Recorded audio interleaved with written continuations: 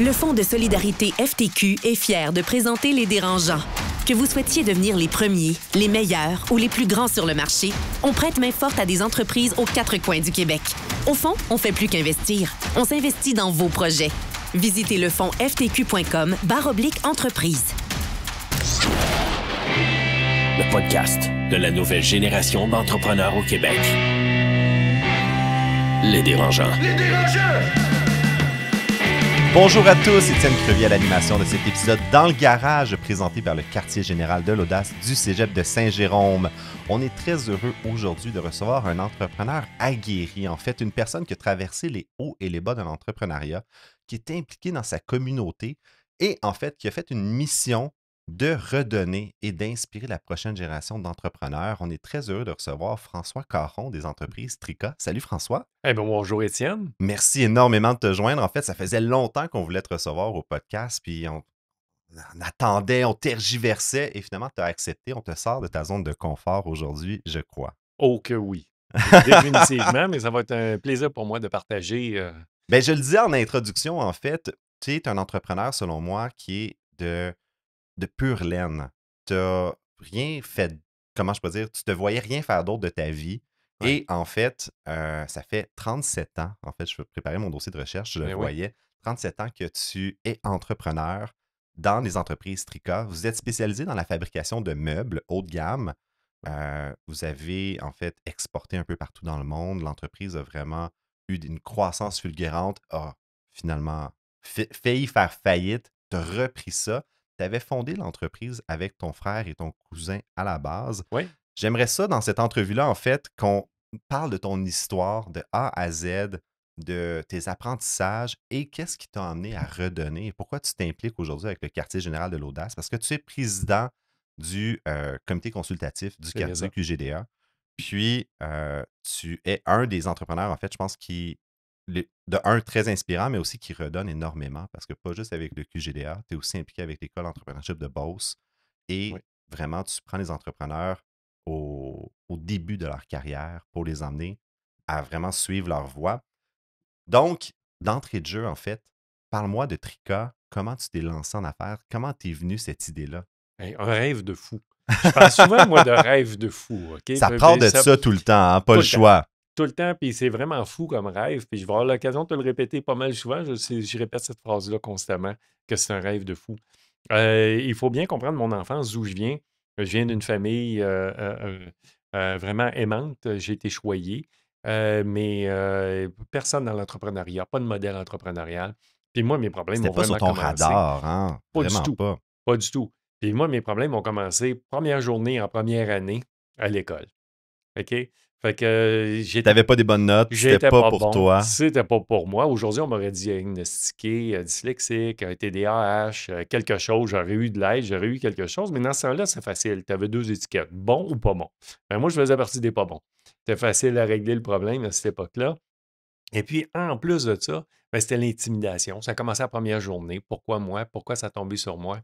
C'est comme ça, c'est la vie. J'étais le plus jeune, j'étais le plus grand. C'était facile de péter la gueule au plus grand. J'étais faible. Regarde, j'ai pas de muscle, j'ai pas rien. Moi, je suis pas musclé. C'est commencé comme ça. Fait que tu pars dans la vie comme ça. C'est quand même fou parce qu'aujourd'hui, en fait, tu as la chaîne de gars athlétique quand même en forme, mais à l'époque, c'était pas... J'étais un maigrichon. T'étais un maigrichon. Exactement. Puis, mais ça l'a tellement changé depuis, on pourrait dire. Fait que c'était vraiment... L'époque faisait en sorte que si t'avais pas des bonnes notes ou que t'avais peut-être pas confiance en toi, ça te rentrait dedans solide. Ça rentrait dedans. Fait que je me promenais constamment avec une étiquette dans le front que j'explique souvent aux plus jeunes. T'es pas bon. Puis j'avais une autre pancarte en avant de moi qui expliquait t'es un loser. Puis en plus de ça, je suis né, moi, dans la génération X, qu'ils appellent la génération perdue. Oublié. Okay? Oublié, perdu, pas de chance, les baby boomers ont passé avant toi, il ne te reste plus grand-chose. Oui, ils se sont payés un party quand même. Puis c'est vrai que pour la génération X, ça a été comme entre deux. C'est avant la technologie des millennials, après les baby boomers qui dominaient le droit de vote, dominaient le marché. Eux, ça sont partis des entreprises. Puis en fait, c'était la modernisation, c'était la révolution tranquille. Ouais. Fait que toi, il y avait peu d'ouverture. Le marché de l'emploi, si je ne me trompe pas, le taux de chômage était... 13% à l'époque, les taux d'intérêt très élevés, des récessions, des difficultés économiques une après l'autre. Fait que ceux qui se souviennent là, du milieu des années 80, là, C'était pas une période super facile. On parle aujourd'hui que c'est difficile, il y a ci, il y a ci, il y a ça. À cette époque-là, là, de l'ouverture des subventions, de l'aide aux jeunes entrepreneurs, il n'y en avait aucune. Là. Il n'y avait aucune formation là, C'est qui facile de existait. chialer, hein, finalement, mais on fait juste, quand on se compare, on se console, comme on dit. Puis les années 80, il fallait que tu ailles la couenne dure. Fait que imagine, Exactement. fait que de ton côté, l'école, c'était pas facile. Quand est-ce que l'entrepreneuriat est allé sur ton radar en disant ça pourrait peut-être être une option d'être à mon compte? T'es pas de Ouais, boss, je me ferai pas chier. ouais. Y a-tu un prof qui t'en a parlé? T'as-tu un modèle? Comment c'est J'avais arrivé? des modèles. À Des. l'époque, oui, parce que j'ai commencé à passer le journal, la presse, très tôt dans ma vie. Puis, fait qu'il fallait que je me lève de bonne heure, passer le journal. Puis j'avais le temps de le lire avant d'aller à l'école. Mon cahier préféré, c'est le cahier économique de la presse. Ça, c'est fou. Puis c'est fou, là, OK? Puis même en jeune âge. Puis à partir de là, mes héros, moi, c'était les frères Lemaire, c'était Cascade, c'était M. Pellado, c'était M. Coutu, c'était les frères de la famille Desmarais, Bombardier. C'était ça mes héros de jeunesse. J'ai regardé aller des batailleurs, des battants qui ne l'avaient pas facile dans le Canada anglais. Ils se battaient tous les jours, puis je me voyais dans ce rôle-là. C'est vrai ce que tu amènes aussi, on l'oublie, mais le début des années 80, c'était aussi une période où est-ce que tu ne pouvais pas être vice-président d'une banque si tu étais francophone. Il y avait Exactement. encore beaucoup de discrimination envers le Canada français. Oui, C'était l'apogée du mouvement souverainiste avec le PQ de René Lévesque. Fait que, tu le dis, les frères Lemaire, les frères Cascade, Bombardier, c'était les Québécois français en revanche, là, qui exactement. revenaient l'Empire contre-attaque Ouais. du Québec. Euh, mais tu les as jamais rencontrés, si je peux me Non, permettre. Donc, tu jamais. les idolâtrais, tu lisais sur eux via le journal Affaires, Ben oui. le cahier économique, mais c'est quand est-ce que tu as décidé de passer à Ben, puis l'action, en pendant fait? ce temps-là, mes amis, là, eux autres, là, ils tripaient sur Guy Lafleur ou Samantha Fox. Tu avais le poster de Samantha Fox dans ta chambre. Là. C'était. Puis Moi, c'est. ils écoutaient du David Bowie dans leur sous-sol, là. Exactement. Puis j'ai toujours rêvé de devenir un entrepreneur. Je parle souvent de rêve de fou. Puis ma définition d'un rêve de fou, c'est t'oses même pas en parler parce que le monde va rire de toi. C'est fou, T'oses pareil. même pas Ouais. le dire. T'oses même pas parler de tes aspirations. Puis j'étais pas dans un domaine, puis j'avais personne que je connaissais qui pouvait m'aider à cette époque-là. Jusqu'à temps que j'arrive à l'âge de 20 ans, je suis au cégep, Lionel Groux, à Sainte-Thérèse. Et puis, c'est pas fait pour moi, les études, malheureusement. J'étais encore pas bon dans mes études. J'avais un retard académique, Mais tu as persévéré quand mais même. j'ai persévéré tout le temps. Puis, abandonner l'école, c'était pas une option à l'époque non plus, parce qu'ils disaient, hey, même avec une maîtrise, il va avoir de la misère de trouver une job. OK? C'était l'époque, c'était cette époque-là. Là. C'était extrêmement difficile. Fait que, à partir de là, ben, j'ai démarré ma première entreprise. J'ai eu une opportunité de faire un rack à tapis pour mon employeur pour qui je travaillais sur un support, un présentoir en métal, tout ça. Je connaissais rien là-dedans. Je fabrique ça dans le garage chez mes parents. Une affaire, ça levait 3 mètres de haut, 4 mètres de long. Une grosse patente. Tu as vu un problème, tu as levé Exactement. la main, tu dis, moi, je suis open for business, Ouais. laisse-moi essayer. Ça a parti Exactement. comme ça. Ça a parti comme ça parce qu'il y avait vraiment une problématique. Mon employeur, moi, je roulais les tapis, j'étais à quatre pattes dans un entrepôt, j'inspectais des carpettes. Et puis, lui, il disait j'ai une problématique, c'est pas beau, tout ça. J'y présente le dessin que je fais. Devine ce qu'il dit non, c'est pas bon, ça marchera pas. Je fabrique Naturellement. finalement un prototype qu'à l'époque, écoute, j'avais 20 ans, là, il m'a coûté 1000 $ en matériaux à construire. Je te ferais remarquer que le salaire minimum était à 4,25. Fait Ben, que, c'est ça, avec l'inflation, tu fais un x5 facile, là. Exactement. Fait que 4,25, tu en as travaillé des heures pour bâtir ton rêve, hein, ton rêve de fou. Colin, ça va marcher, ça va marcher. Devine ce qu'il dit mon employeur quand il voit ça. Ça marchera pas. C'est ça. Qu'est-ce que tu fais quand tu fais dire ça? Ben, en fait, je dirais que 95% du monde se couche à plat ventre et pleure en petite boule. Oui, Laisse-moi exactement. douter que c'est pas ce qui t'est arrivé. C'est ce qui m'est arrivé en premier. Ah ouais? Mais oui, Ok. tu brailles. Écoute, t'es pas un entrepreneur qui prend un échec puis un coup de Je batte viens de de mettre baseball 1000 dans le piastres front. là-dessus. Dans le front, t'as exactement que tu te relèves tout de suite, tu prends pas le temps de broyer. Non, tu prends le temps de broyer comme il faut un bon petit coup, mais après ça, tu te relèves.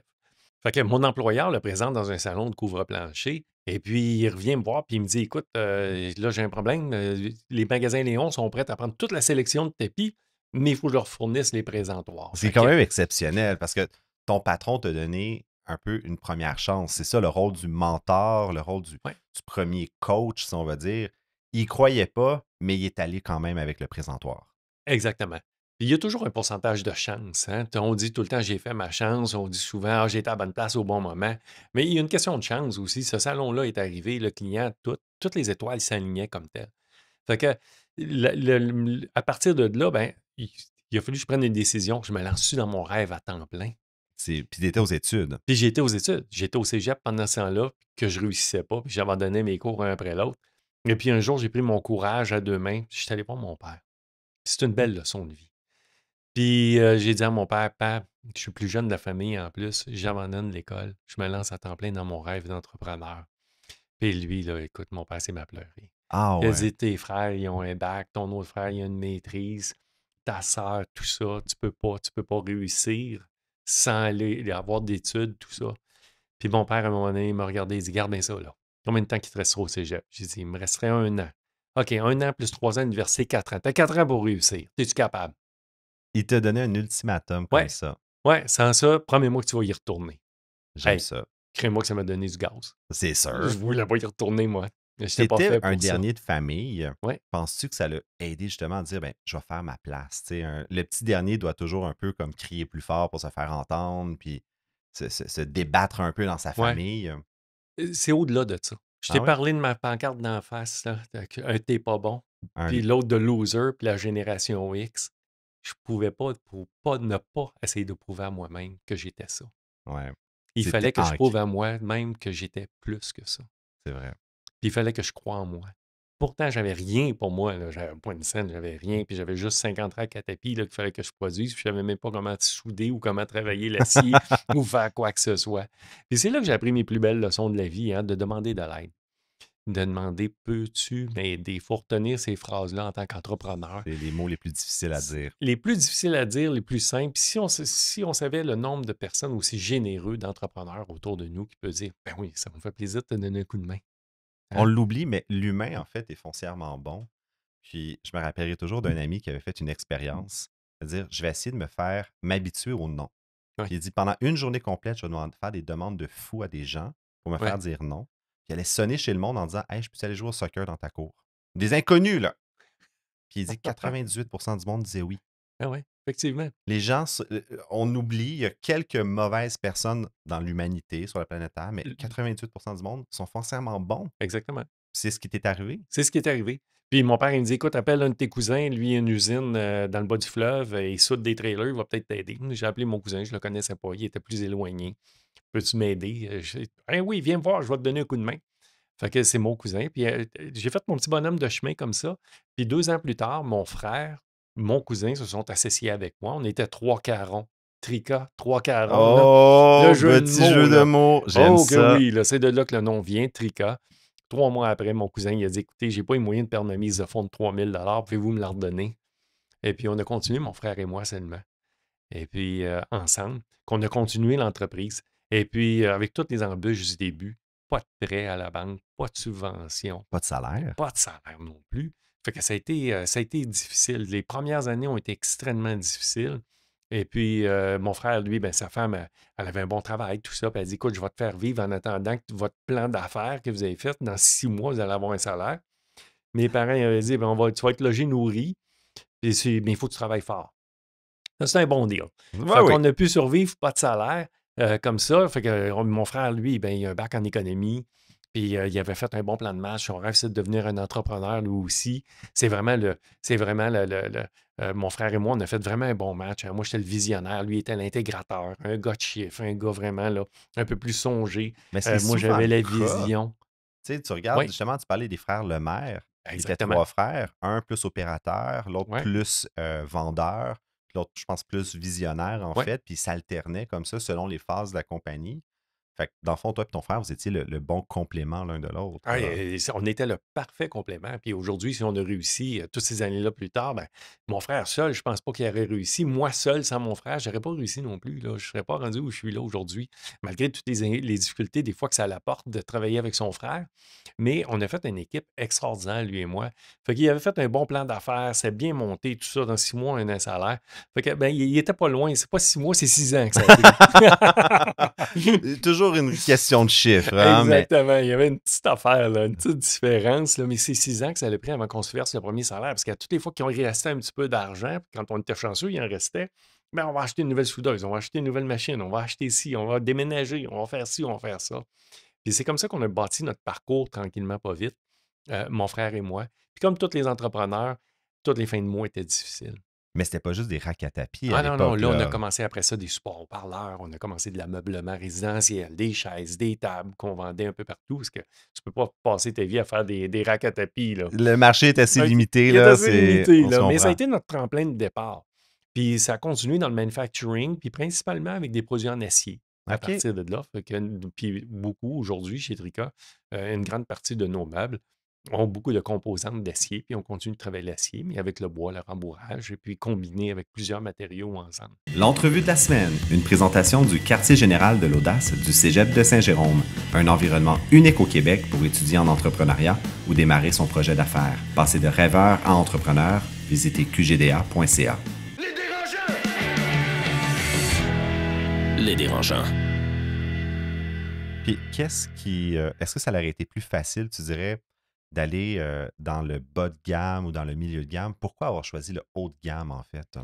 C'est une excellente question, hein. À un moment donné, là, tu ne choisis pas quand tu commences en affaires, tu prends tout ce qui passe. C'est les premiers contrats qui C'est les décident. premiers contrats qui décident, c'est ceux qui te disent oui, puis qui vont te permettre de payer ton électricité à la fin du mois, ton téléphone, puis tu fais des sacrifices, puis là, tu végètes. Ce que j'appelle souvent aux entrepreneurs le black hole, le trou noir. La Hein. vallée de la mort, moi, je La l'appelle. vallée de la Ouais. mort. Trop gros pour être petit, trop petit pour être gros, pas capable de te payer des bons employés, tu n'as pas une vision qui est claire, tu ramasses à peu près partout, jusqu'à un moment donné où tu dis, hey, attends une minute, là, ça va faire. Là. Tu sais, là, il y a un moment donné, on ne peut pas vivre d'un mois à l'autre. Et puis, ça prend une vision qui est un peu plus claire. Puis, c'est à partir de ce moment-là, à un moment donné, qu'on a développé ce que j'appelle le secteur d'excellence. Ah, Le secteur d'excellence, là, dans une entreprise, puis comme dans toutes les entreprises, le secteur d'excellence, c'est dans quoi que tu es vraiment bon? Dans quoi que tu as du fun? Qu'est-ce que tes employés font, là? S'ils le font, ça marche tout seul, ça va bien. C'est qui ton client type? C'est un client, tu as du fun à travailler avec. Tu as un rapport gagnant-gagnant avec ce client-là. Puis en plus, il te paye après 30 c'est jours. des bons clients. C'est des bons clients. Puis là, à un moment donné, tu réalises la même chose, hein? Mais c'est quel produit qui est rentable? Quel produit qui est non rentable? Parce que dans notre gamme de produits, à un moment donné, on s'est aperçu qu'on avait des produits qu'on faisait de l'argent avec. On avait des produits qu'on n'en faisait pas, puis on avait d'autres qu'on en perdait. Et comme par magie, c'est tout le temps un produit que tu perds de l'argent dessus ou tu n'en fais pas que tu vends le plus. Ben, c'est sûr. OK? Mais ce n'est pas ton secteur d'excellence, ça veut dire. Fait que comment arriver puis transformer ton entreprise après ça puis dire, ben, voici mon secteur d'excellence, mon client type, mon produit type, ma recette type, le genre d'employé type que j'ai besoin. Comment maintenant je peux ne multiplier que ça au lieu de multiplier les produits Mais là, François, moi, qui ne je me rapportent mets pas? dans la tête d'un entrepreneur qui nous écoute puis qui court après ses fins de mois. Ouais. Tu as besoin au moins d'avoir un peu d'oxygène pour faire cette réflexion-là. Ou est-ce que tu l'as fait malgré tout parce que si tu ne la fais pas, tu meurs et tu es tanné, tu sais? Qu'est-ce qui est arrivé, la poule ou l'œuf en premier, là? OK. Est-ce que tu as eu plus d'oxygène qui t'a permis de réfléchir ou il a fallu que tu réfléchisses pour te dégager de l'oxygène? C'est une excellente question, Étienne. Là, puis, Prépare-toi, j'en ai d'autres des comme ben, ça. je le sais. Non, mais c'est parce qu'il y a des entrepreneurs qui n'aimeront peut-être pas ma réponse. C'est sûr. OK? Un entrepreneur foncièrement, c'est un fonceur, un persévérant, quelqu'un qui ne lâche pas, qui va jusqu'au bout. Puis malheureusement, il faut des fois que tu te rendes jusqu'au bout pour Ah. dire que je t'ai écœuré en tabac. OK? Je finirai pas le mot, mais je suis vraiment écœuré. Je suis au bout. Sur l'échelle des 40 de 1 à 10, là, je suis rendu à 9,5, 10. Là. Puis souvent, malheureusement, l'entrepreneur doit se rendre là avant de faire un pivot, avant de prendre une décision courageuse, avant de dire, ben là, ça va faire. Je vais laisser tomber les mauvais clients. Je vais baisser mon chiffre d'affaires pour être plus profitable. Exactement. Je vais prendre des décisions qui s'imposent. Puis malheureusement, souvent, on prend cette décision-là quand on n'a pas le choix. On est au pied du mur, soit au niveau financier ou soit au niveau de le 47 aigu, là, que j'appelle. Mais je veux revenir sur ce point-là. On l'a mentionné en début d'entrevue, ta persévérance. Puis, il y a un élément qui me marque dans ton histoire beaucoup, c'est le fait que tu avais de l'adversité à l'école. Ce n'était pas ton secteur d'excellence à toi. Non. Tu ne te sentais pas nécessairement valorisé là-dedans. Ouais. Mais là, tu as un contrat de 50 racks à tapis qui rentre, ça, c'est valorisant. Fait que l'entrepreneuriat peut être valorisant des fois. Ça peut être la voie facile, finalement, par rapport à d'autres secteurs de la vie. Tu sais. Je reste à l'école, on me dit que je suis pas bon, mais dans l'entrepreneuriat, on me dit que je suis bon. Fait que même si c'est des claques à la gueule, ça peut quand même être le X d'une Oui. grande partie de la population. Mais là où Oui. je veux t'emmener, en fait, c'est le concept de persévérance. Parce Oui. que tu le dis, un entrepreneur doit souvent atteindre son écœurantite aigu avant de faire un pivot, mais c'est des gens extrêmement persévérants. On est persévérant comme entrepreneur, Ouais. fait on l'atteint loin, l'écœurantite, mais ça l'a marqué ta carrière comme étant, tu avais ça le grit, si je me trompe pas. Oui, exactement. Puis, à quel point est-ce que tu dirais que la persévérance, c'est ton super pouvoir? C'est comme pour plusieurs entrepreneurs, c'est ton super pouvoir, mais c'est super dangereux aussi en même temps. Il faut savoir le doser comme il faut. Ça m'a pris des années avant de savoir le doser, puis de savoir comment bien m'entourer, comment vraiment faire en sorte que les autres aient autant de grit que toi. Sans ça, tu es tout seul à ramer dans la chaloupe. Ben, ça, c'est épuisant, s'il vous Ça, c'est plaît. épuisant. Mais j'aime bien le grit. On a déjà parlé ensemble Ouais. du livre qui s'appelle le grit. Hein, le grit, qui est vraiment un mot anglophone, pas capable de traduire, puis qui n'est pas évident à C'est traduire. le mot. La meilleure traduction, c'est persévérance, mais ça manque un peu de oomph. Ouais. C'est dans la langue française. Il y a une sorte de persévérance et de ténacité qui vit dans le mot Ouais. grit. Là. Exactement. Fait que le grit, excuse-moi, ça va au-delà du talent. Il y Ouais. en a qui ont un talent naturel pour faire quelque chose. Fait qu'on peut penser à des joueurs de hockey, on peut penser à vraiment des chanteurs, tout ça. Mais au-delà des gens qui ont un super pouvoir puis un super talent, il y a les gens qui en ont moins, mais qui ont une persévérance de recommencer, recommencer, recommencer, recommencer, puis qui atteignent souvent un talent ou un résultat plus élevé que la personne qui a du talent. Puis c'est ce qu'ils écrivent dans cette étude américaine-là, puis dans le livre que tu as lu aussi, Grit, qui est plate à mourir comme livre, mais qui retire une bonne leçon Ben, il y a une dedans. histoire très, on va le dire, c'est l'auteur, en fait, vient d'une famille asiatique. Ouais, Donc, c'est un modèle qui est très, comment je peux dire, Eastern Asia, ouais, qui est toujours, en fait, dès le jeune âge, c'est très pragmatique, c'est très carré. C'est les cours de piano le samedi à 7 ouais, heures. C'est très cadré. Ce qui n'est pas nécessairement, je pourrais dire, le côté méditerranéen qu'on retrouve chez le Québécois. exactement. Mais cet enseignement-là du grit, par contre, Ouais. fait toute la différence pour un entrepreneur. Là. Exactement.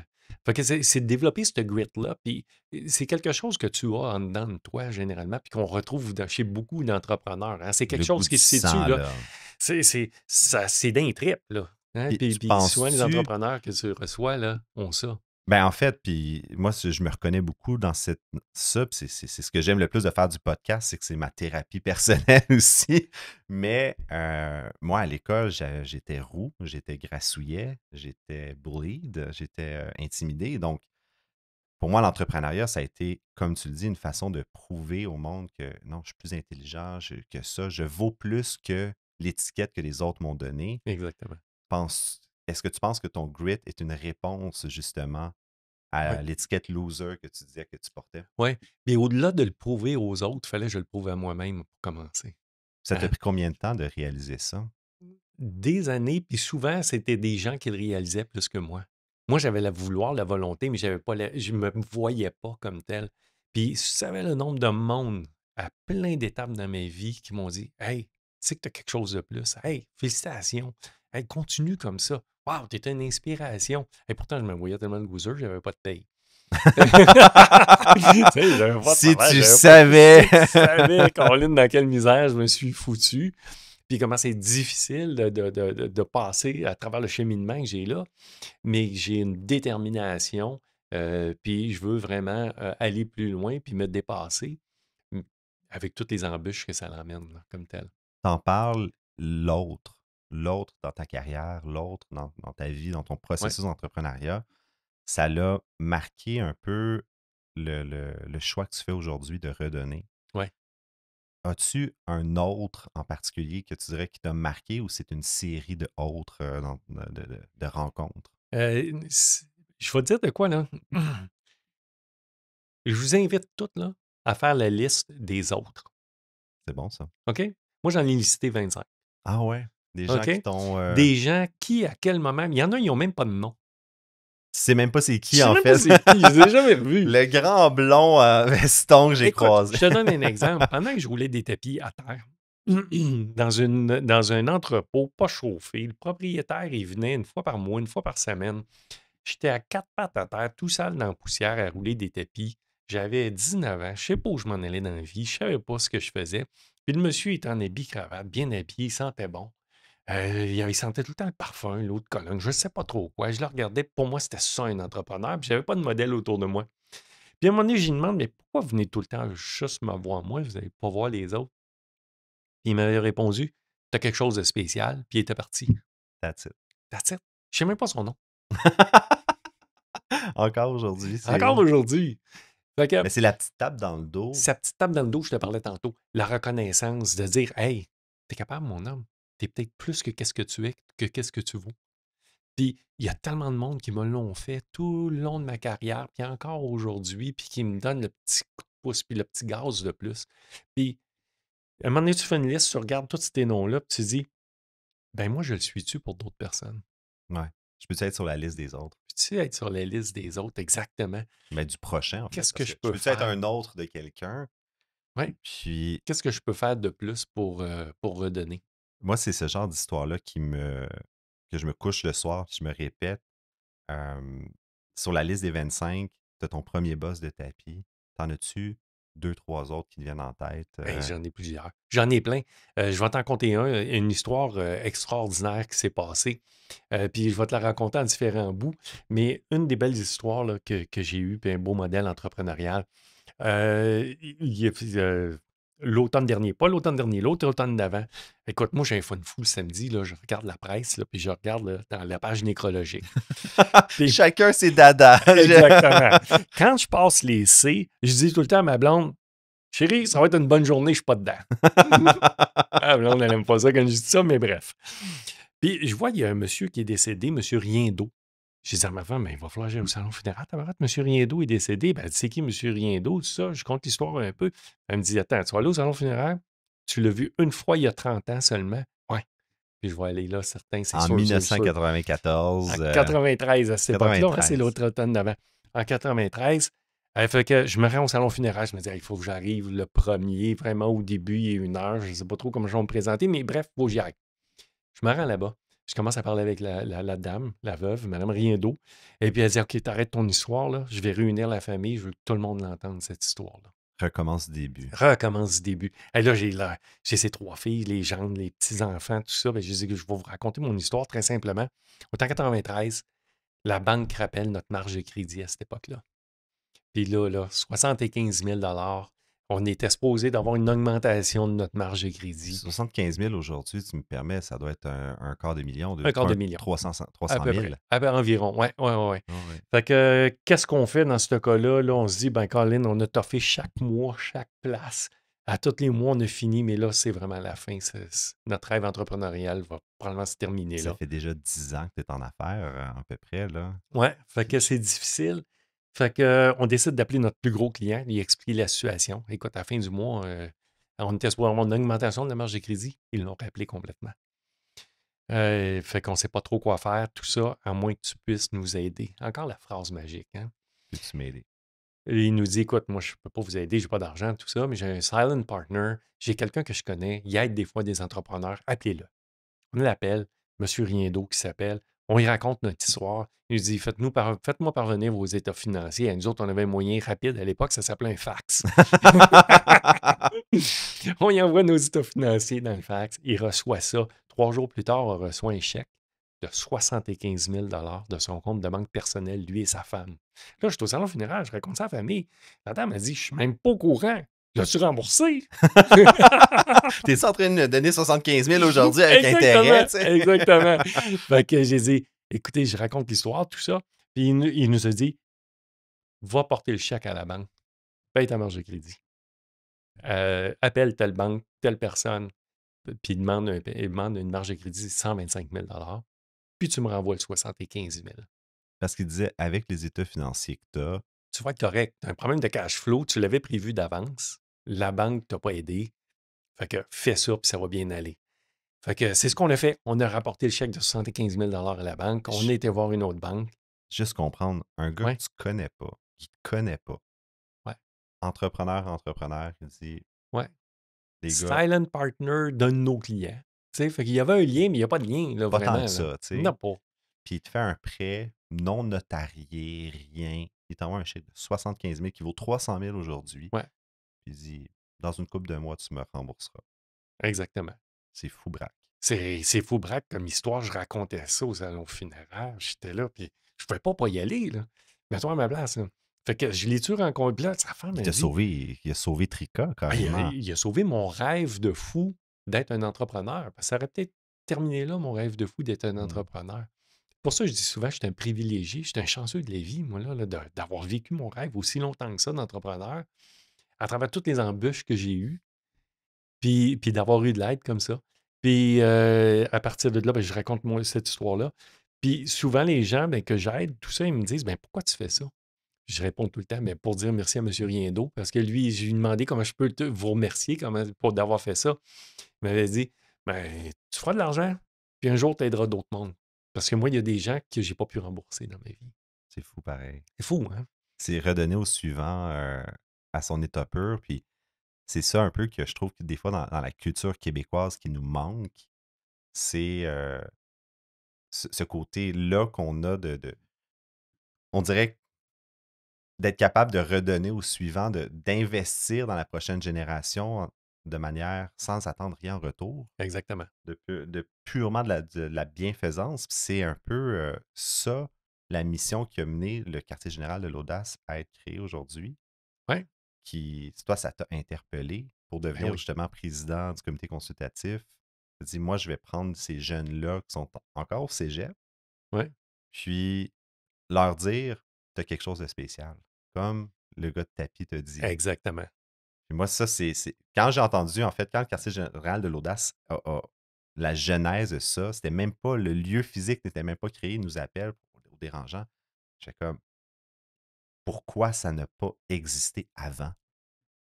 Moi, ça me. Puis en fait, je serais curieux d'avoir ton opinion parce Oui, que on a tellement de clubs de hockey, de sport-études au Québec, oui, mais très peu d'élus. Je regardais dans la Ligue nationale de hockey, il y a 60 Québécois aujourd'hui, mais combien ont rêvé de se rendre là? oui. Combien ont été appelés? Combien des matins à 5 heures du matin d'aller dans les pratiques? Alors que si on avait un entrepreneuriat études, soit un petit entrepreneur, un moyen entrepreneur, un grand entrepreneur, tu sais, un gros entrepreneur business, tu restes un entrepreneur pareil. Oui. Ça l'aide l'économie, tu crées des jobs. Fait que je me dis, pourquoi ça n'a pas été créé avant, en fait, le QGDA? Exactement. Fait que le QGDA, c'est du parascolaire, au même titre que le hockey, au même titre que le volleyball ou les sports électroniques maintenant qui font partie intégrante là, du parascolaire au niveau collégial. Et puis, c'est un rêve de fou d'un entrepreneur hein, qui s'appelle Bernard Casavant, un jeune entrepreneur de 81 ans aujourd'hui. Là. Comme on Mais aime le dire. Puis il est jeune dans le cœur. il est Quand tu jeune y dans le corps, parles, tu l'as là, rencontré, il a une oui, fougue, il est encore là, il est présent, il y a encore du gaz solide. Là. Et puis, moi, ça m'a frappé quand c'est une légende à Saint-Jérôme, M. Casavant. Je ne l'avais jamais rencontré auparavant, mais moi, depuis que je suis à Saint-Jérôme, c'est une légende vivante. Là. Fait que j'ai eu le bonheur de le rencontrer. Il vient me voir pour me présenter son rêve de fou, de démarrer le QGDA. Je ramasse de l'argent, j'ai besoin de toi. Puis quand M. Casavant te demande quelque chose, en général, tu n'as pas le choix de dire oui. C'est difficile. Il y avait une vision extrêmement claire de redonner à la prochaine génération, de vraiment croire que si on vit aujourd'hui une pénurie vraiment d'employés, demain, on va vivre une pénurie d'entrepreneurs. Ben oui. OK? Puis on le vit en ce moment, en Puis on le fait. vit en ce moment, Il y a effectivement. en termes absolus, on a une croissance de la population, mais il y a une décroissance du nombre de gens qui se lancent en affaires. De mémoire, on est passé de 17% à 14% au Québec. Là, de gens, on ne veut plus prendre de risques. Là, on ne sent plus que c'est bien vu ou qu'on a on est aidé par la population, en fait. Là. Donc, il l'avait prédit.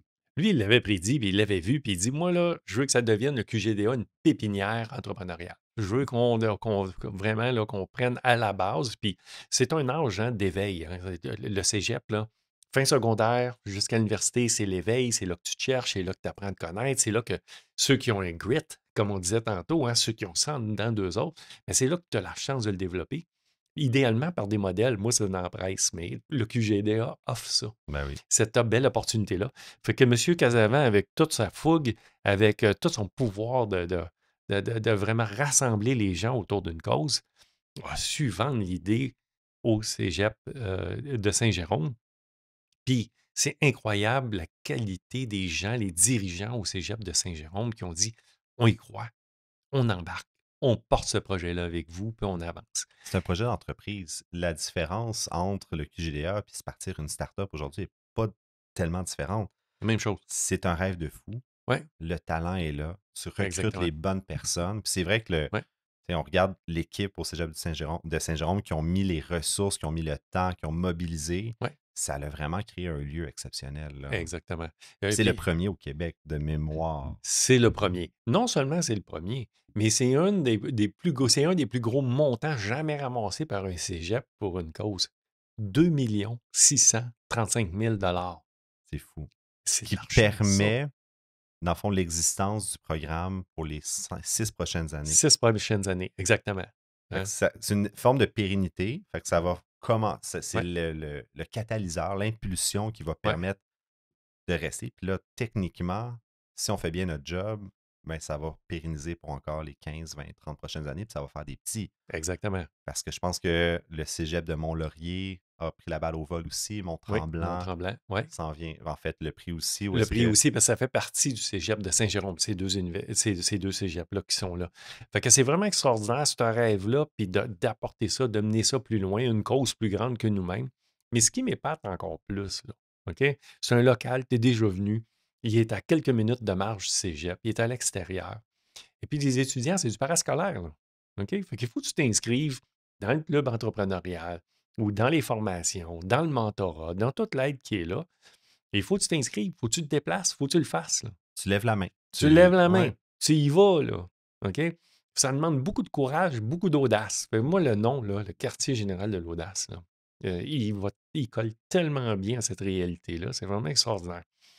Fait que, puis j'ai l'honneur aussi de participer à du mentorat de groupe, d'animer un mentorat de groupe.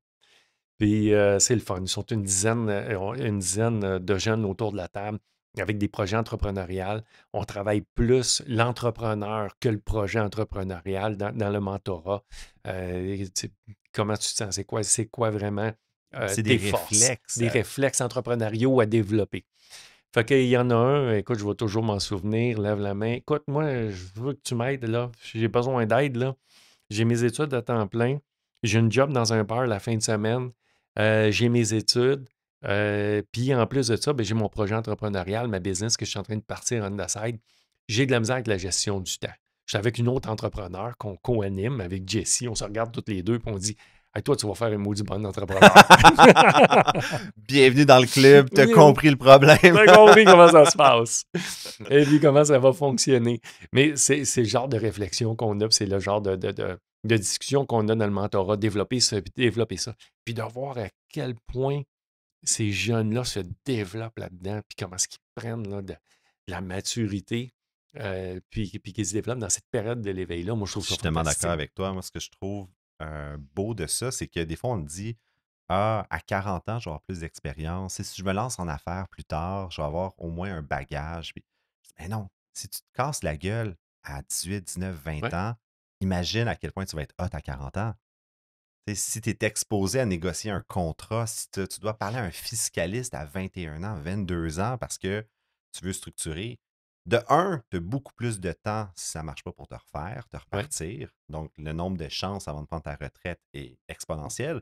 Et en plus de ça, ben, si mettons vraiment que ton but, c'est à 40 ans d'être un exécutif, de travailler dans le corporate world, tu vas avoir vraiment eu une meilleure école de le faire très tôt, jeune, puis de prendre ce risque-là. Mm. Puis c'est vrai que pour avoir assisté plusieurs fois au pitch, c'est vraiment, ça développe une forme de confiance.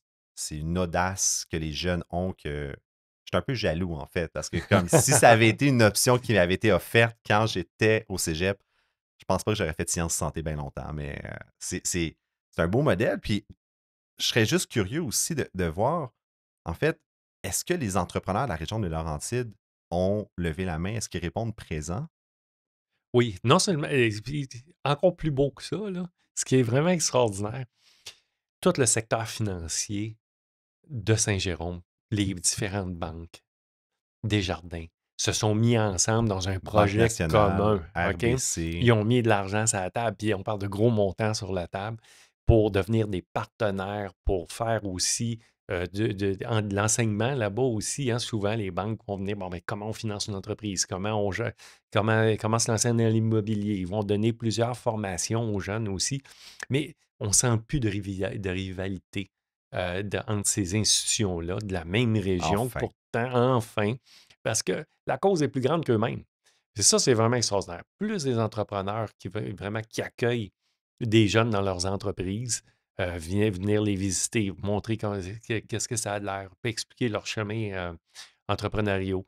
Fait que c'est vraiment beau de voir ça. C'est vraiment là, vraiment formidable. Puis c'est vraiment un rêve de fou de M. Casavant, puis d'avoir relié tout ce monde-là autour, d'emmener cette cause-là plus loin. J'espère qu'un jour, des QGDA vont en avoir dans tous les cégeps du Québec. Ça prendrait ça. Ça bien prendrait ça. Puis j'espère qu'un jour aussi, il va y avoir aussi une attestation collégiale en entrepreneuriat. Ça serait about time. Je parle à beaucoup d'entrepreneurs, puis ils disent, ben, mon gars veut reprendre l'entreprise, ben, là, il est en gestion de commerce. Ouais, c'est Il ça. donnait gestion de commerce, ce cours-là. Là. Ça, Pas la même 30 ans, affaire. là. C'est pas la même affaire. Là. On OK? est d'accord. Puis, il y a plusieurs jeunes repreneurs familiaux, ils décrochent. Et ils ont une réalité entrepreneuriale dans leur famille. Ils voient leurs parents entrepreneurs. Et puis là, ils voient le contenu de cours, ça ne les accroche pas. Technique administrative, c'est pas ça non plus. Non, disant, je vais faire mon deck en admin, je vais aller faire HEC après. Ça peut être long Ça peut aussi. être long. Puis déjà, l'entreprise les appelle, sont déjà dans l'entreprise. Moi, je rêve au jour, on rêve tout au QGDA, qu'un jour, il va y avoir une certification, il va y avoir une diplomation en Une entrepreneuriat. technique en entrepreneuriat, ça Oui, serait vraiment un beau définitivement. rêve. Le temps que tu investis à redonner aujourd'hui, tu ne le mets pas dans ton entreprise. Donc, comment tu as fait justement pour te retirer, de redonner, de mettre ce temps-là disponible? Tu as deux questions, là. OK, comment tu as fait de pérenniser ton entreprise puis faire en sorte que l'entreprise peut fonctionner de plus en Sans plus toi. sans toi? Puis comment tu gères ton temps pour pouvoir redonner? OK, elle a deux volets. Quel tu veux que je commence, là? Parce que l'étudiant du QGDA avait quand même raison que t'es beau avoir 18 ans, comment je gère mon temps avec mes Ouais, études, puis comment je gère mon temps finalement exactement. à 50 ans, entrepreneur, c'est le même problème. Fait qu'en fait, comment tu as réussi à pérenniser Trica aujourd'hui? Ben, j'espérais que ça soit ta première question. Ardemment, parce que c'est une belle question. Fait que je vais revenir un petit peu au début, là, un peu plus loin dans l'histoire. Après 29 ans, même un petit peu plus tôt, mon frère, il a dit, écoute, moi, j'en ai assez, là. Toutes ces années-là dans l'entreprise, j'ai envie de faire autre chose. Je ne me vois pas continuer comme tel. Fait que on va trouver quelqu'un, un repreneur, qui va reprendre ma place dans l'entreprise. OK? Parce que c'est une belle leçon de reprenariat. OK? Complètement. Puis, ce qu'on a vécu chez Trica. C'est mettre l'ego de côté aussi, c'est dire qu'est-ce qui est mieux pour l'entreprise, c'est peut-être Ouais, plus moi. C'est une belle leçon d'humilité. Hein. exactement. Fait que on a fait affaire avec un chasseur de tête à l'époque. Voici nos critères. On cherche quelqu'un ben, qui est plus, qui est pas nécessairement un visionnaire, mais qui est beaucoup plus un intégrateur, le poste à mon frère à remplacer, qui se connaît un peu en manufacturing, en coût de revient, peut-être quelqu'un qui a plus une formation comptable en plus, et puis qui veut dans le temps, qui est jeune, dynamique, puis qui veut dans le temps racheter mon frère pour devenir un associé, un partenaire, tranquillement, pas vite. Fait que, écoute, on se fait présenter à cette époque-là un jeune, il a 28 ans, Quand même. CPA, OK? Et puis, Alexandre Paquette, et puis, lui, il dit, ben moi, je veux devenir un entrepreneur, je veux vraiment grandir, tout ça. Il a travaillé en coût de revient beaucoup, il a travaillé chez Packard, donc le juste à temps, puis tout ça. Il emmenait vraiment une belle dynamique. Fait qu'on l'a embauché, il a commencé 3 ans plus tard pour prendre tranquillement, pas vite, vraiment les tâches de mon frère, pour 3 ans plus tard dire, OK, à partir de maintenant, je commence à acheter Fait qu'il a l'entreprise. vraiment fait ses preuves. Il a Oui, pris. Il a- En fait, c'est le meilleur deal ever qu'on lui a présenté sur un plateau d'argent pour devenir exactement. entrepreneur, Ouais, mais il a été patient. il était patient. Il a travaillé fort en tabarouette. OK? Ouais. Il a travaillé fort. Et puis, il a vraiment continué avec l'entreprise. Je te dirais pas que ça a été un happy ending, malheureusement, avec mon frère. Puis tout ça, de vouloir ça comme entrepreneur, mais de le faire ensuite, puis de dire comment est-ce qu'on va faire ça, comment, puis tout ça. Puis quand tu as deux, Le diable est dans les détails, là. le diable dans les détails, puis tu as un visionnaire, un intégrateur sortant, un intégrateur entrant, puis à un moment donné, les visions sont différentes. C'est sûr. OK? Puis à un moment donné, ben, veut pas, malheureusement, il y a des accrochages. Puis il y en a eu malheureusement. Mais j'apprécie cette ouverture-là, puis cette transparence-là, parce que trop souvent, on va vendre son entreprise, puis OK, on s'entend pour dire que ça a bien été, là, on bâche pas l'un sur l'autre. Non, Puis la réalité, c'est que c'est pas le cas. non. Tu sais, on l'a vu. En fait, moi, je serais prêt à dire que toutes les transactions d'entreprise au Québec ou dans le monde, en fait, c'est pas beau. Quand tu regardes de Ouais, l'intérieur, tu veux pas savoir comment une saucisse est faite. On serre la main après, exactement. on bury the hatchet, comme on dit en bon français, mais moi, je l'ai vécu chez Biogénique, ça n'a pas été beau. Il y a eu beaucoup de lettres d'avocats, il y a eu beaucoup, beaucoup de chicanes, mais on a passé au travers. Donc, j'apprécie la transparence de le dire, en fait. Ouais, C'était un parcours de croix, mais vous êtes passé au travers. exactement. Puis ça a été extrêmement difficile, puis les choses, à un moment donné, se sont bousculées. Puis de dire que mon frère partait dans le temps, il a dit, garde, je pars au complet, puis c'est maintenant. Ou, tu sais, tout ça. Rachetez-moi. Fait que là, comme entrepreneur, j'ai dû prendre une décision. Ben, est-ce que je finance le jeune qui rentre avec moi? Et on a 20 ans de différence, hein? Est-ce que je le finance? Et ben là, il rachète 50% des actions de l'entreprise. Est-ce que je suis prêt à ce qu'ils deviennent 50-50? J'ai toujours un ACC 50-50. Mais là, de repartir à nouveau avec un nouvel Qui associé, est un petit jeune en même temps, qui n'est plus ton frère, c'est une autre puis mon frère, dynamique. puis que là, qu'il faut que je garantisse les prêts. Il faut que est-ce que je suis prêt à faire ça? Je suis où? Fait que, il a fallu que je me parle pas mal. J'imagine. Puis, plusieurs fois, je me suis dit, Colin, j'ai-tu fait la bonne chose? J'ai-tu fait la bonne chose? Avec du recul aujourd'hui, là, maudit, je le regrette pas. Bon. C'est la meilleure chose que j'ai pu faire. Il a travaillé comme ça se peut pas. Il a fait ses preuves. On a-tu eu des différences de vision des fois, parfois, le générationnel. Moi, vraiment, le cofondateur, lui, qui est vraiment, je rentre dans l'entreprise, puis je vais faire mes preuves. Mais ça Tout serait le ça, sujet d'un différent, épisode en entier juste sur le business case de reprenariat parce Ouais, que moi, la question numéro un qui me vient, c'est que tu es un jeune, tu veux prendre du risque, tu es prêt à réendetter l'entreprise. Toi, tu viens de garantir son prêt, tu veux potentiellement revendre un jour, et j'ai plus de dette. et tu n'as plus de Je ne dette. dois plus rien à personne. C'est sûr que ça doit clasher à un moment donné, là. C'est sûr que c'est difficile. C'est sûr que c'est un acte de foi, puis tu dis, OK, on se lance pour de vrai. Mes enfants étaient beaucoup trop jeunes pour venir dans l'entreprise à cette époque-là. Fait que mon plan de relève, c'était lui, là, si Ouais, on ouais. veut. Là. Tu mettais OK? tes œufs dans le même panier, là. Exactement. Heureusement, ça s'est vraiment bien passé. Heureusement, ça s'est vraiment bien placé. Toutes les choses se sont bien passées. Et puis, il y a 3 ans, dans une question de pérenniser l'entreprise, de continuer cette pérennité-là, avec mon jeune associé, 20 ans de différence, moi j'en ai 58 et il en a 38 aujourd'hui, on a rentré le Fonds de solidarité avec nous autres. Qu'on remercie, qu'on Exactement. connaît bien au dérangeant, on ne se le cachera Exactement. pas. Exactement. Puis, on est rentré comme partenaire avec nous autres dans l'entreprise, dans le but de pérenniser, dans le but de vraiment continuer ce rêve-là. Tu ne bâtis pas une entreprise comme ça, une belle entreprise comme celle-là pendant tant d'années que ça pour dire je vais juste la vendre à un fonds ou je vais juste vendre ça. Ou à un moment donné, quand je serai écœuré, je vais m'en aller. Un Américain en plus, ou tu sais, Tu fais pas ça, ça ne veut pas dire que je ne vendrai jamais non plus, là. OK, Non, non. l'entreprise. Mais d'avoir un Mais je institutionnel, vais avoir un institutionnel avec nous autres, avoir des jeunes, donner la possibilité à d'autres jeunes dans l'entreprise aussi de jouer vraiment, de s'épanouir dans l'entreprise, de leur permettre de s'épanouir, ben, ça fait en sorte que tranquillement, pas vite, tu pérennises ton entreprise. Puis tranquillement, pas vite, tu apprends à t'enlever de là. Pour un entrepreneur, c'est difficile. Je te dis pas que ça s'est fait facilement. Hein. ben c'est sûr. Tu sais, là, Tu as des comptes à rendre. tu as des comptes à rendre. Un entrepreneur, le plus facile à dire, c'est tasse-toi, moi le faire, ça va être plus vite.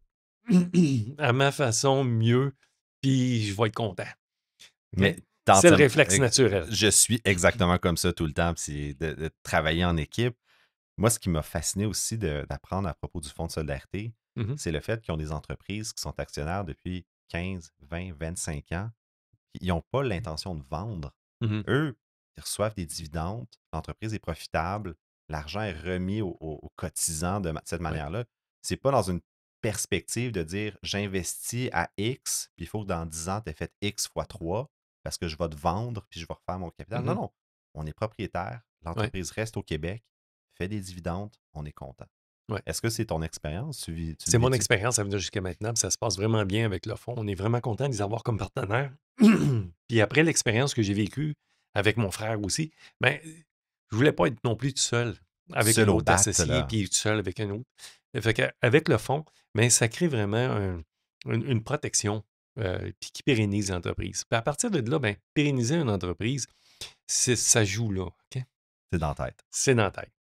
Comment je vais faire pour accepter que du monde fasse les choses différemment, mais qu'avec des KPI, je vais vérifier, voir si les résultats sont là ou pas. Trust but verify. Exactement. Comment je vais faire pour accepter l'erreur?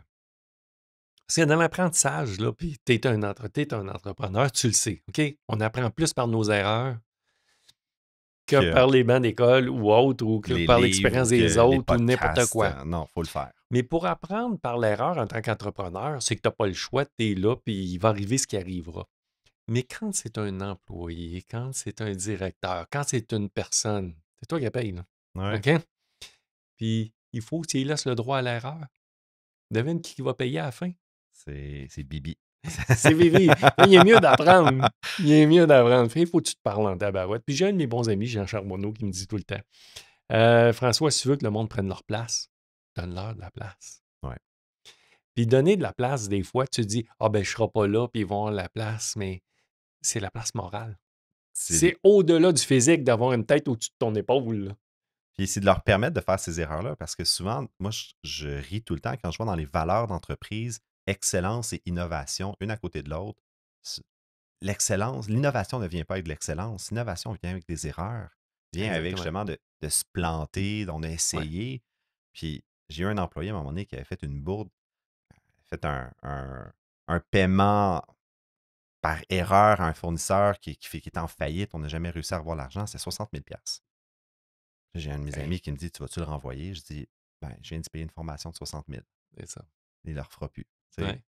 je ne vais pas donner ce talent-là à quelqu'un d'autre parce que là, comme crois-moi que c'était rendu un très bon un très bon vérificateur comptable après.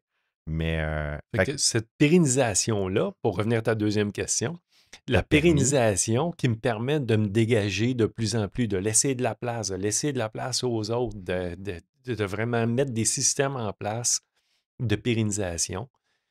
Puis la charge mentale aussi qui diminue. Parce que tu peux dire, je laisse la place à l'autre, mais je suis en.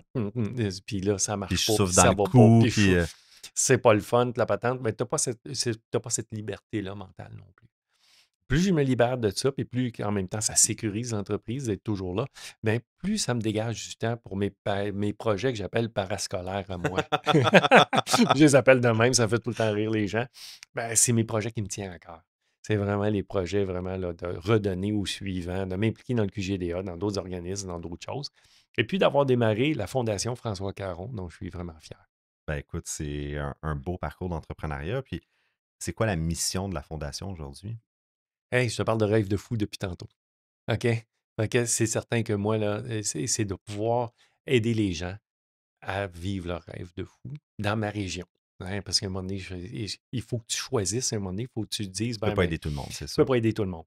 Ou c'est je donne. Je donne beaucoup à peu, je donne peu à beaucoup, je donne dans plein de régions, je donne à qui me le demande, ou je choisis, puis tout ça. Et bon, j'ai une attitude un peu plus cartésienne, puis un peu plus visionnaire. Bon, ben voici comment ça va fonctionner. Ça va être principalement dans ma région, principalement l'âge de l'éveil, hein, où tu es prêt à prendre des risques, où tu es prêt là, à vivre ton rêve de fou, de t'éveiller, puis de prendre ton envol. C'est surtout là, dans ces contextes-là. Et autres aussi, j'appuie Ben écoute, plusieurs causes, ma femme et moi, là, dans ces projets-là. j'ose espérer qu'un jour, comme dans mon parcours d'entrepreneur, je vais pouvoir, parce que j'ai le même rêve que toi, moi, ça m'a beaucoup inspiré que tu as payé, tu as envoyé 30 jeunes à l'école d'entrepreneurship de Beauce, d'ailleurs, à une étape charnière à tu sais, Ouais, 16, 17, 18 ans. ouais, Tu as fait une cohorte complète d'un ouais, camp d'été. exactement. Il y a le camp en devenir à l'école d'entrepreneurship de Beauce. Ça s'appelle le SEED. quand un entrepreneur en devenir. Et puis, moi, j'aurais aimé ça, aller là. Ben oui. Hey, j'aurais-tu aimé ça? J'aurais-tu trippé, aller là, à cette époque-là? Et puis, j'ai eu la chance, par contre, d'y envoyer mes 2 gars Qui l'ont vécu. qui l'ont vécu. Ils sont revenus de là, changés, transformés, une nouvelle vision, une confiance en eux, en pleine période de l'adolescence, de l'éveil. Et puis, aujourd'hui, j'en ai un qui est entrepreneur, qui est dans le paysagement.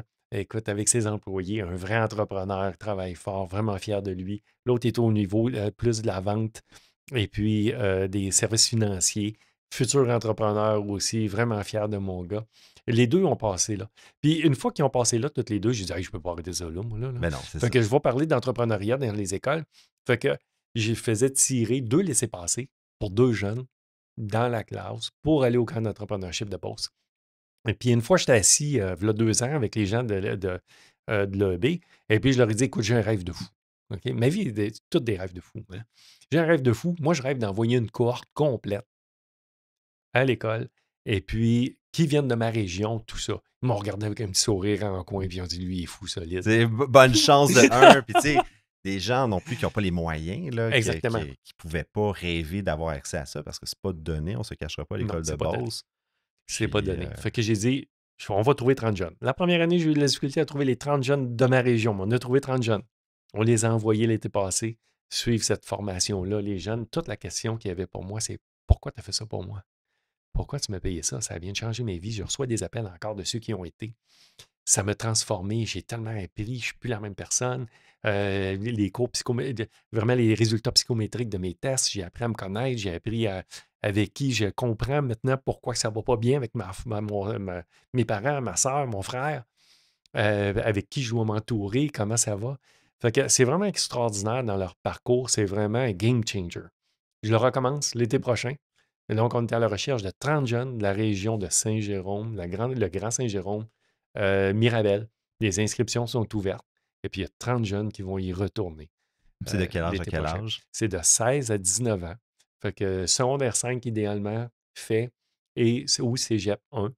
C'est vraiment cette catégorie-là. C'est un 30 camp jeunes qui d'été, vont avoir la je crois. chance. C'est une semaine, hein? C'est une semaine du 7 au 11 juillet. C'est Il génial. faut se rendre en Beauce là-bas. C'est un game changer dans la vie d'un jeune. Ben écoute, pour l'avoir vécu, l'école de Beauce, c'est une éducation non traditionnelle, mais ça fait tellement du bien à l'âme. Ouais. François Caron, tu es un entrepreneur inspirant, serait un euphémisme selon moi, mais avant tout, persévérant. Je pense que c'est ça le mot de l'entrevue, tu sais, le grit, si on Ouais. peut se permettre. Ouais. C'est pas simplement de le faire, c'est de le faire avec persévérance. Puis Ouais. merci énormément d'être sorti de ta zone de confort. Est-ce que ça te prenait de l'audace pour être ici? Je l'imagine. Oh que oui. Mais écoute, si ton histoire me donnait des frissons, j'espère qu'à nos auditeurs, ça va avoir créé des petits. Et on va suivre attentivement la cohorte des 30 prochains que tu vas envoyer et aussi le QGDA qui va faire des petits. Et mes prochains rêves de fou, parce que j'en ai plusieurs solides. J'espère que la réincarnation Et tu es existe. encore jeune aussi. Et j'espère que là. la réincarnation existe. Je n'aurai pas le temps de toutes les réaliser dans une vie. Ben écoute, à t'écouter, tout est possible. Donc, merci beaucoup d'être venu au Dérangeant. Merci beaucoup, Étienne. Donc, à la maison, n'hésitez pas à nous suivre, que ce soit sur les plateformes podcast, Google Podcast, Spotify, Apple. Allez sur le site web www.lesderangeants.com pour avoir une foule de ressources pour vous aider, des templates, des articles de blog. On est là pour vous aider. Et c'est Étienne Collier qui nous dit à la semaine prochaine pour le prochain épisode. Le podcast de la nouvelle génération d'entrepreneurs au Québec. Les Dérangeants. Les Dérangeants!